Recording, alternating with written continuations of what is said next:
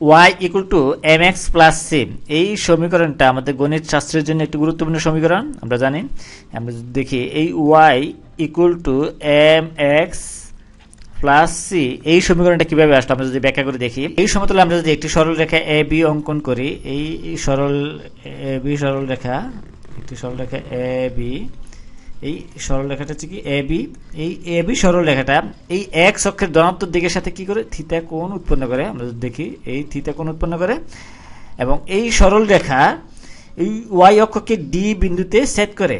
আমরা যদি এটা যদি ডি বিন্দু ধরি, এই বিন্দুতে হচ্ছে কি ডি ওডি দৈর্ঘ্য সমান, এই ওয়াই অক্ষের ছেদ বিন্দু থেকে এই অংশটুকু সমান যদি আমরা যদি সি ধরি, তাহলে এটা হচ্ছে কি সি, এবং এ বি রেখার উপর যে কোনো একটি বিন্দু পি নেই, এই পি বিন্দু এই এক্স এবং ওয়াই এই স্থানাঙ্ক পদ্ধতি হিসেবে এই বিন্দুটা হচ্ছে কি পি। তাহলে এই পি বিন্দু থেকে ও এক্স এর উপর আমরা যদি লম্ব অঙ্কন করি, ও এক্স এর উপর লম্ব অঙ্কন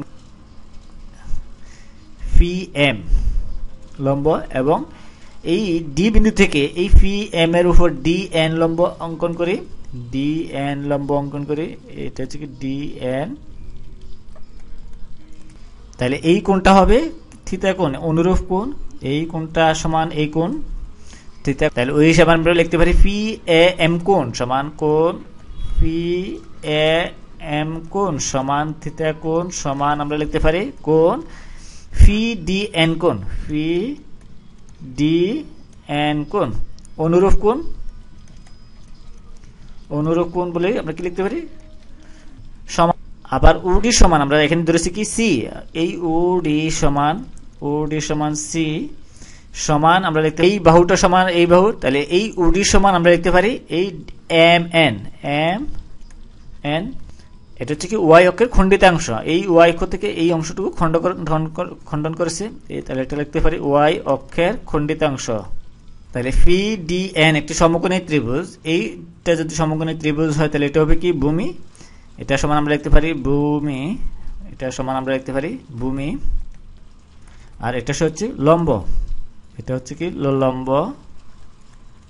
তাহলে লম্ব বা পি এন সমান আমরা লিখতে পারি এই পি এন সমান আমরা লিখতে পারি এই P M minus M N, P M minus M N সমান আমরা লিখতে পারি এই পি এম সমান ওয়াই, ওয়াই এর বরাবর স্থানাঙ্ক, এই স্থানাঙ্ক পদ্ধতিতে আমরা এই পি বিন্দু স্থানাঙ্ক হিসেবে ওয়াই পাই। তাহলে ওয়াই মাইনাস এম এন সমান আমরা পাই সি, এই ওয়াই অক্ষের এই অংশটুকু সমান সি, সি ভূমি এই ডি এন সমান আমরা লিখতে পারি এই ও এম, এটা এই বিপরীত বাহু, তাহলে ও এম সমান এই টুকু হচ্ছে এক্স অক্ষের স্থানাঙ্ক, তাহলে এটা হচ্ছে কি এক্স, এটা সমান এক্স লিখতে পারি। তাহলে সুতরাং আমরা এই লম্ব বাই ভূমি tan থিটা লিখতে পারি। সুতরাং আমরা লিখতে পারি এই লম্ব হচ্ছে এখানে, এই লম্ব হচ্ছে এখানে পি এন, আমরা যদি লিখি পি এন, আর ভূমি হচ্ছে ডি এন সমান আমরা লিখতে পারি tan থিটা, এটা সমান আমরা লিখতে পারি এই পি এন সমান আমরা বের করেছি Y minus C divided by D N সমান আমরা পেয়েছি এক্স, আর এই tan থিটা ইকুয়াল টু হচ্ছে এই রেখার ডাল, এই এ বি রেখার ডাল, আমরা ডাল সমান কি ধরেছি এম, আমরা জানি এই সরল রেখার ডাল, তাহলে এম এটা সমান লিখতে পারি, বা এটা সমান আমরা পাই, আমরা যদি ক্রস গুণন করি Y minus C is equal to M X. সুতরাং ওয়াই ইকুয়াল টু আমরা লিখতে পারি এম এক্স প্লাস সি। তাহলে এটাই আমাদের এই সমীকরণ যেটা আমরা আগেই দেখেছি। তাহলে এটা কিভাবে বের হলো আমরা দেখলাম, আমরা ব্যাখ্যা করে দেখলাম। তাহলে এটাই আমাদের নির্ণয় সমীকরণ y equal to mx plus c। আর যদি c এর মান যদি এখানে 0 হয় তাহলে এই এবি রেখাটি মূল বিন্দুগামী হবে। যদি c এর মান 0 হয় তাহলে কি হবে, এই এবি c ইকুয়াল টু 0 হয় অর্থাৎ এই সরল রেখাটি মূল বিন্দুগামী হবে। তাহলে মূল বিন্দুগামী সরল রেখা হবে এই বরাবর, তাহলে ওই সরল রেখার সমীকরণ হবে y ইকুয়াল টু mx, আর c থাকবে না। তাহলে এই ক্ষেত্রে এই সরল রেখার সমীকরণ হবে y ইকুয়াল টু আমরা লিখতে পারি mx, কেননা c ইকুয়াল টু 0 হলে অর্থাৎ এই y কে সেট করবে না, এটা মূল বিন্দু দিয়ে যাবে। তাহলে ওই ক্ষেত্রে y ইকুয়াল টু পাবো আমরা mx, অর্থাৎ মূল বিন্দুগামী সরল রেখা, মূল বিন্দুগামী মূল বিন্দুগামী সরলরেখার সমীকরণ y ইকুয়াল টু mx। আর যদি মূল বিন্দুগামী না হয় তাহলে y ইকুয়াল টু আমরা পাই mx প্লাস c। c হচ্ছে y অক্ষের খণ্ডিতাংশ। তাহলে আমরা যদি একটি উদাহরণ দিয়ে দেখি, এখানে একটি সরলরেখার সমীকরণ দেওয়া আছে 3x - 2y + 6। এই সরলরেখাটির ডাল আমাদেরকে এই ডাল ও y অক্ষের খণ্ডিতাংশ নির্ণয় করতে বলা হয়েছে।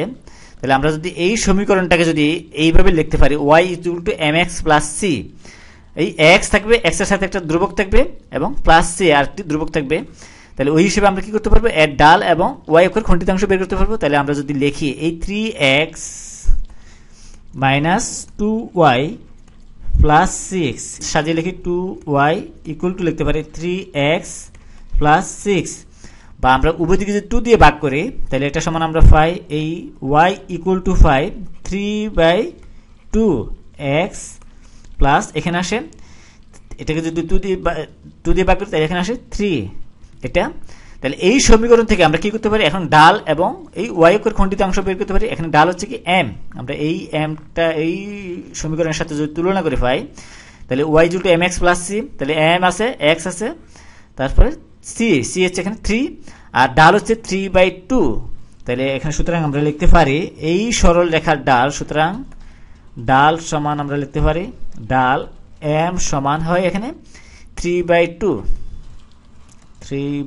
এবং y অক্ষের খণ্ডিতাংশ বলা হয়েছে যে এই y অক্ষের খণ্ডিতাংশ সমান আমরা লিখতে পারি y অক্ষের খণ্ডিতাংশ সমান আমরা পাই এই c এর মানটাই হবে খণ্ডিতাংশ। এই y equal to mx plus c এর সাথে তুলনা করে আমরা পাই এই সমীকরণ থেকে আমরা পাই 3। তাহলে এটা হবে এই y অক্ষের খণ্ডিতাংশ। তাহলে এই এটি একটি সরল রেখার সমীকরণ। এই সরল রেখার ডাল হচ্ছে 3/2 এবং খণ্ডিতাংশ y অক্ষের খণ্ডিতাংশ হচ্ছে 3।